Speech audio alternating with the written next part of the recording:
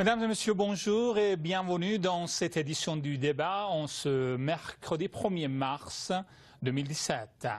La 34e session du Conseil des droits de l'homme s'est ouverte lundi 27 février à Genève, siège de l'organisation onusienne.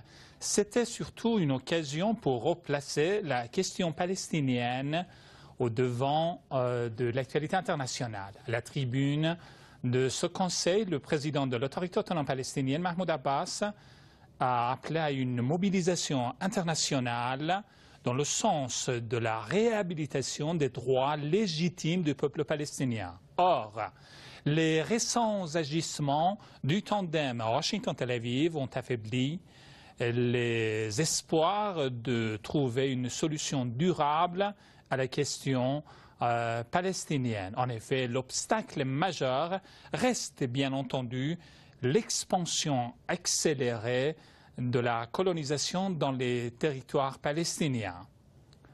Bien que cette colonisation ait été unanimement condamnée par une récente résolution du Conseil de sécurité de l'ONU en décembre dernier, le régime israélien a annoncé l'approbation des milliers de logements supplémentaires dans les colonies israéliennes et même il a décidé de légaliser la colonisation israélienne.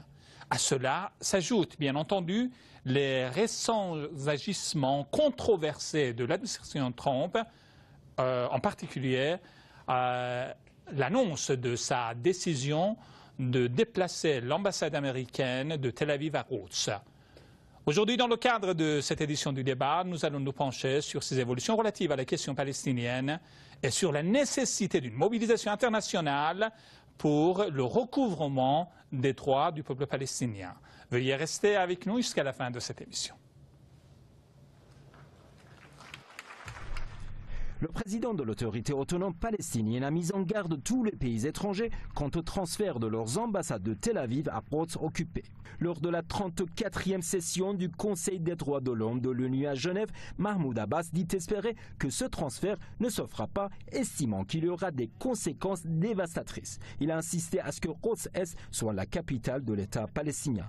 Le président américain Donald Trump avait déclaré pendant sa campagne électorale qu'il envisageait de déplacer l'ambassade américaine de Tel Aviv à Quds. L'autorité palestinienne réclame la rétrocession de la Cisjordanie qu'occupe le régime israélien depuis 1967. Nous souhaitons établir un système qui puisse garantir l'indépendance de la Palestine avec comme capitale Quds-Est et contenir toutes les frontières du 4 juin 1967, a affirmé Mahmoud Abbas. La Knesset a adopté le 6 février dernier un projet de loi légalisant la colonisation des territoires palestiniens, alors que 2 mois auparavant, le Conseil de sécurité de l'ONU avait ratifié une résolution condamnant la colonisation israélienne contraire aux lois internationales. Or, depuis l'investiture de Donald Trump, le régime israélien a intensifié sa colonisation, a annoncé la construction de 3000 nouveaux logements en Cisjordanie. Après l'occupation de la Cisjordanie et de la bande de Gaza en 1967, Quds-Est est resté une partie de la nouvelle Quds. Mais en 1980, la balance bascule et Quds-Est a été annexé à Israël, bien que la Convention de Genève ait interdit toute construction dans les territoires appartenant aux Palestiniens. Plus d'un demi-million d'Israéliens vivent dans 230 colonies construites en Cisjordanie et à Quds-Est depuis la guerre 1967. Le chef de l'autorité palestinienne estime qu'à ce rythme, Tel Aviv pourrait opter prochainement pour une solution qui s'apparente à l'apartheid pour régler le conflit. Les déclarations du chef de l'autorité autonome palestinienne semblent se référer à une conférence de presse très médiatisée qui s'est déroulée ce mois-ci à la Maison-Blanche et pendant laquelle le Premier ministre israélien Benjamin Netanyahou et le président américain Donald Trump ont exprimé leur soutien à une solution au conflit israélo-palestinien construite sur les relations d'Israël avec d'autres pays arabes. Retour au plateau de l'émission du débat. Merci de votre fidélité pour cette émission. Nous sommes en ligne via Skype depuis Paris avec M. Antoine Charpentier, analyste politique, et par téléphone, toujours depuis Paris, avec M. Jacob Cohen, écrivain. Je vous propose tout de suite de rejoindre à Paris M. Charpentier. M. Charpentier, bonjour. Merci d'avoir accepté notre invitation. Bonjour à vous et à votre invité. Merci. Monsieur Charpentier, alors cette 34e session du Conseil des droits de l'homme de l'ONU à Genève, à la tribune de ce Conseil, le président de l'autorité autonome palestinienne a appelé à une mobilisation internationale pour régler le conflit israélo-palestinien, pour la réhabilitation des droits du peuple palestinien et mise en garde, bien entendu, contre le transfert des ambassades des pays occidentaux de Tel Aviv à Quds. Une première question. Est-ce que, selon vous, M. Mahmoud Abbas a réussi, du moins, à sensibiliser alors la communauté internationale par son intervention? Je crois que Mahmoud Abbas, depuis le temps qui est à la tête de l'autorité palestinienne et qui essaie de sensibiliser les nations du monde entier, n'a pas avancé sur beaucoup de dossiers concernant la cause palestinienne, malheureusement. Il a le mérite de dénoncer les agissements de l'occupant sioniste sur la Palestine, mais son discours reste assez consensuel et le ton reste assez modéré. Et cela, il ne s'agit pas de prêcher la guerre contre l'État d'Israël ou autre, mais il s'agit de hausser le ton au même niveau que les agissements et les exactions envers la population palestinienne et ce qui se passe aujourd'hui en Palestine. En même temps, Mahmoud Abbas, on a du mal à le voir dire que l'autorité palestinienne elle est complètement défaillante en ce moment, qu'elle se replie au fur et à mesure devant l'entité sioniste, et elle fait la concession sur les droits des Palestiniens. Et en même temps, elle a des problèmes en interne, des problèmes de division et de légitimité envers les Palestiniens, dans l'ensemble des Palestiniens. Tout ça fait que le discours de Mahmoud Abbas est le bienvenu, mais il reste très consensuel. Et je ne crois pas qu'il sensibilisera les États du monde entier, les gouvernements, puisque si le massacre des enfants à Gaza ne les fait pas sensibiliser, ce n'est pas le discours de Mahmoud Abbas qui va les faire plier et les faire réfléchir, s'ils n'ont pas envie de réfléchir. Merci, Monsieur Charpentier. Nous sommes également en ligne avec Monsieur Cohen depuis Paris. Monsieur Cohen, bonjour et merci d'être en ligne avec nous. Bonjour, c'est un plaisir. Je vous remercie infiniment. Alors, les États-Unis, selon les toutes dernières informations, M. Cohen, ont menacé de se retirer du Conseil des droits de l'homme de l'ONU. Oui. Alors, est-ce que ce n'est pas une tentative de la part de l'administration, notamment Trump, qui a prouvé son soutien sans faille au régime israélien, de mettre en effet ce Conseil et la communauté internationale devant un dilemme en faveur du régime de Tel Aviv, M. Cohen? Oui, en fait, Israël n'a jamais été aussi puissant, aussi arrogant, et je pense qu'il a raison de l'être, parce que tout lui est permis. Il peut tout faire. Il fait la nique au monde entier, au droit international, à l'ONU, à tous les pays qui ont voté la résolution, et il leur fait un doigt d'honneur. Voilà. Et il a raison, parce qu'ils sont dans une dynamique de conquête, de domination, et aucun pays, je dis bien aucun pays, n'ose lever le petit doigt. Et donc là, ils sont en train de parachever la conquête même de l'ONU, des institutions internationales, en faveur d'Israël. C'est-à-dire qu'il y a eu cette résolution qui n'a servi à rien, puisque 2 semaines après, il y a eu 6 000 logements, etc. Là, maintenant, Donald Trump a menacé Mahmoud Abbas de représailles s'il faisait une tentative diplomatique ou devant la CPI. Ce que je ne crois pas, de toute façon, Mahmoud Abbas est dans un tel état de faiblesse et de soumission, il est devenu pathétique de faiblesse, de lâcheté, de pusillanimité, et il ne fait que balbutier des trucs avant de se soumettre à Israël. C'est vraiment pathétique ce qui se passe. Merci, M. Cohen. M. Charpentier, alors, si le régime israélien est libre de toute action en violation du droit international, en violation des résolutions onusiennes, en violation des droits légitimes du peuple palestinien, alors il va de soi qu'il s'agit qu'on a affaire à un régime hors la loi. Donc là, bien sûr, d'une part, les espoirs ont volé en éclats pour trouver une solution durable, une solution de paix à la question palestinienne. Et d'autre part, il paraît que le régime israélien va poursuivre en toute impunité alors ses exactions contre la nation palestinienne. Quelle reste selon vous donc la solution, M. Charpentier? C'est bien que vous mentionnez que l'État israélien est un État hors la loi, et ce n'est pas uniquement lui qui est hors la loi, c'est ses alliés aussi. C'est l'Occident hypocrite qui pleurniche à l'ONU ou ailleurs le sort des Palestiniens, qui est hors la loi aussi, car ça ne sert pas à grand-chose de décréter des conventions et des lois en faveur des Palestiniens et ne pas les appliquer ou ne pas trouver ou chercher les paramètres pour les appliquer et forcer l'État israélien de revenir à la table des négociations en recherche de la paix. En fait, c'est là le problème. Et maintenant, ce n'est pas seulement Israël qui est hors la loi, c'est l'Occident qui la soutient qui est hors la loi.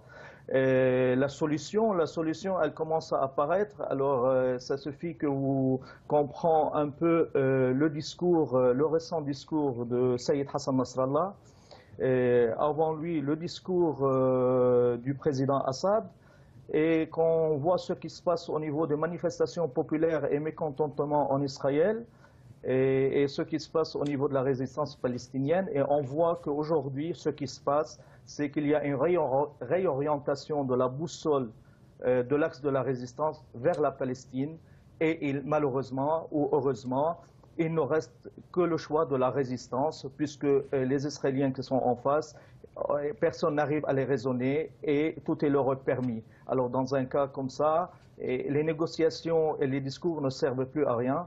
Et la résistance est le seul moyen pour pouvoir obtenir la libération de la Palestine et pouvoir revenir à la table de négociation.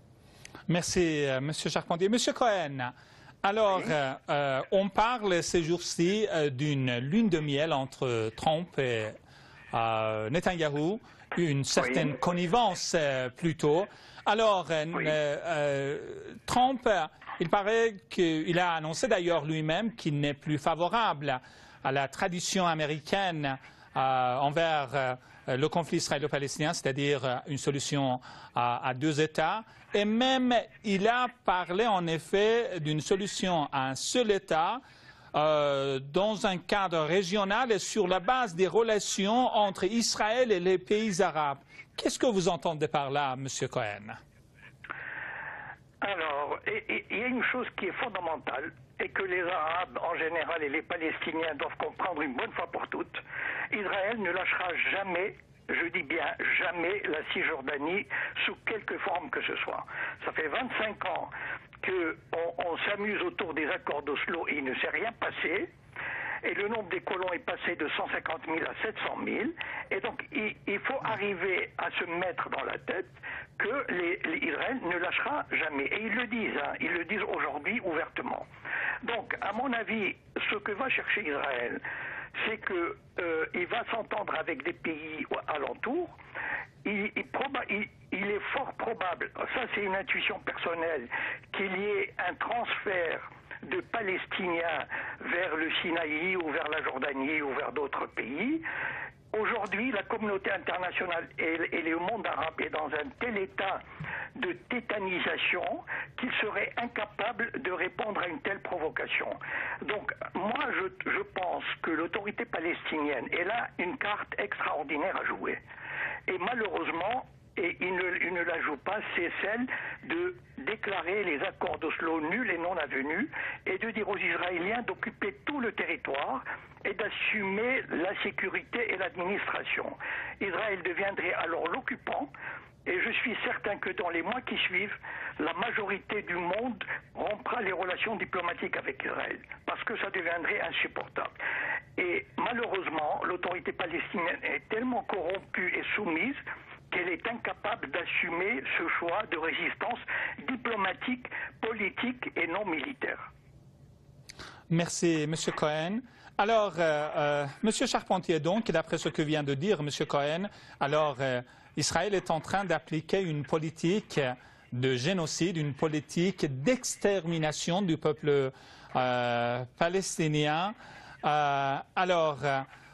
Donc, d'autant plus qu'il existe malheureusement de profondes divisions au sein des Palestiniens. Alors, bien sûr, tout cela à la faveur de l'arrivée au pouvoir de Donald Trump aux États-Unis.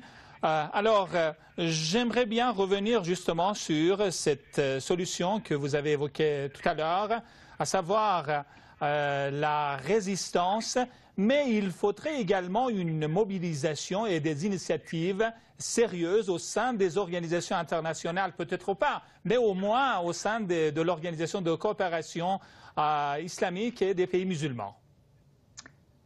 Certainement, comme il vient de dire votre invité, la résistance est aussi diplomatique, politique et voire économique. Évidemment qu'il faut le point, la résistance militaire n'est qu'un moyen pour, comme je l'ai mentionné, qu'un moyen pour ramener les gens à la raison dans la mesure que l'ennemi est devenu irraisonnable. Il n'y a plus rien à faire.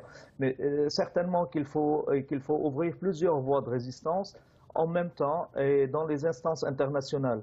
Aujourd'hui, au niveau des pays islamiques ou dans le monde arabo-musulman, on voit qu'il y a une défaillance aussi. Il a dit, M. Cohen a dit que les pays arabes sont tétanisés.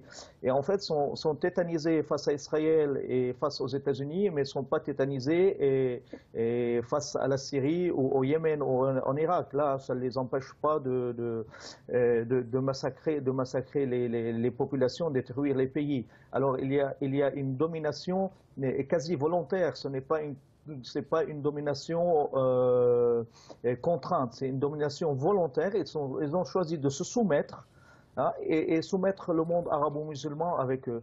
La seule nation musulmane qui aujourd'hui porte à cœur la cause palestinienne est l'Iran, indéniablement, et l'Iran qui vient de faire un conseil il y a quelques jours, je crois que c'était le 21 février, si je ne me trompe pas, sur le soutien de l'intifada palestinienne, sur la cause palestinienne. Aujourd'hui, il n'y a que ce pays dans le monde musulman qui soutient la cause palestinienne. Et les autres, c'est un peu de la fanfaronnade, au point qu'un Palestinien n'a pas le droit de rentrer, même en tant que touriste, dans les pays musulmans des alentours. Alors, là, il y a une hypocrisie et une soumission volontaire. C'est un peu un cancer incurable. Je ne sais pas comment on va y arriver avec eux, comment on va arriver à sortir de ça. Merci, M. Charpentier. M. Cohen, alors, Oui. M. Charpentier a soulevé un point important, à savoir cette nouvelle tentative de l'administration Trump, bien sûr, dans l'intérêt du régime israélien, à savoir une normalisation, voire une alliance israélo-arabe à l'encontre de l'Iran. Est-ce que cela, selon vous, ne vise pas, d'une part, à reléguer au second plan la question palestinienne et d'autre part, à dresser, bien sûr, les pays arabes dans le cadre de la politique d'iranophobie de l'administration américaine, alors sur le plan régional? Oui, en fait, voilà, l'Iran depuis 20 ans est diabolisé sous prétexte qu'il aurait une bombe atomique ou qu'il voudrait effacer Israël de la carte, ce qui est totalement faux et même imaginaire. Et donc, depuis quelques années, tous les États du Golfe, les États du Maghreb, soit ils ne font rien, aucune tentative contre Israël, soit ils sont quasiment complices avec Israël, et donc ils vont probablement réveiller le conflit latent avec l'Iran pour détourner l'attention et mettre pratiquement tout le monde arabe s'associer avec Israël. Le point épineux pour le monde arabe resterait à ce moment-là la Palestine. Mais s'ils trouvent une solution, comme j'ai dit par exemple, vous savez, il y a des avocats égyptiens qui hier ont déposé une plainte pour empêcher le projet de création d'un État palestinien dans le Sinaï. Voilà. C'est donc qu'il y a des réalités comme ça, c'est-à-dire trouver une fausse solution au problème palestinien, et tous les pays arabes applaudiraient dès demain et on dira voilà, on a trouvé une solution. Et je pense que même l'autorité palestinienne dans son état actuel ne dirait pas non. Voilà. Et donc finalement, c'est terrible ce qui se passe, c'est-à-dire cette union entre Israël et le monde arabe, qui ne se cache plus d'ailleurs, contre le peuple palestinien et devient comme un petit caillou dans la chaussure qu'on a envie de rejeter, de négliger, parce que même les pays arabes se détournent, ils disent bon ça suffit, on en a assez, bon qu'on leur trouve un petit truc de rien du tout, un bantoustan, un petit endroit où ils peuvent lever leur drapeau et faire semblant d'exister, et puis on n'en parle plus, voilà. Mais certainement pas en Cisjordanie, comme je l'ai dit. Merci, M. Cohen. M. Charpentier, alors, dans ce contexte, alors, quelle orientation va prendre alors la question palestinienne avec ces solutions éphémères dont a parlé tout récemment M. Abbas, mais comme vient de parler à juste titre M. Cohen de fausses solutions pour la question palestinienne? Oui, avant de répondre à votre question, M. Cohen a mentionné qu'il y a une alliance entre les pays arabes et Israël. J'aimerais juste dire que l'alliance elle est entre des pays wahhabites, des pays du Golfe, l'Arabie Saoudite, d'obédience wahhabite, et non pas avec les pays arabes. Et tous les pays arabes ne contractent pas des alliances ni privées ni publiques avec Israël, et heureusement. Et quant à solutions éphémères que votre invité a évoquées, et comme vous dites, ça reste éphémère.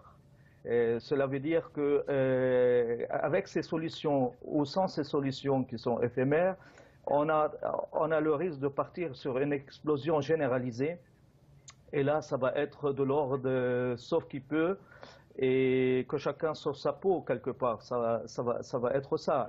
Espérons qu'on trouve des solutions vraiment fiables avant d'en arriver à une explosion généralisée, mais je crois que ça devient de plus en plus persistant, cette solution, un conflit de grande ampleur, ça persiste dans le temps et dans l'espace, et les autres solutions ne sont qu'éphémères. Ce qui veut dire éphémère, c'est une solution sur un temps déterminé, et après l'enchaînement d'un autre conflit, ou dans le même conflit, mais sur d'autres registres. Merci, M. Charpentier. Une toute dernière question à M. Cohen. En une minute, s'il vous plaît. Et selon vous, Oui. M. Cohen, à quel scénario faudrait-il s'attendre? Moi, je ne crois pas du tout à une guerre généralisée, parce que tous les États arabes, M. Charpentier disait que seuls les pays du Golfe, je dirais que l'Égypte est quasiment désarmée, la Jordanie, les pays du Maghreb ne lèvent pas le petit doigt.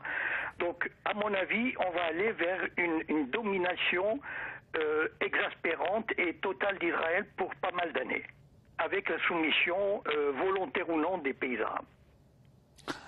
Merci Jacob Cohen, écrivain français, par téléphone depuis Paris. Je remercie également Antoine Charpentier, analyste politique, par Skype, toujours depuis Paris. Je vous remercie infiniment d'avoir participé à ce débat.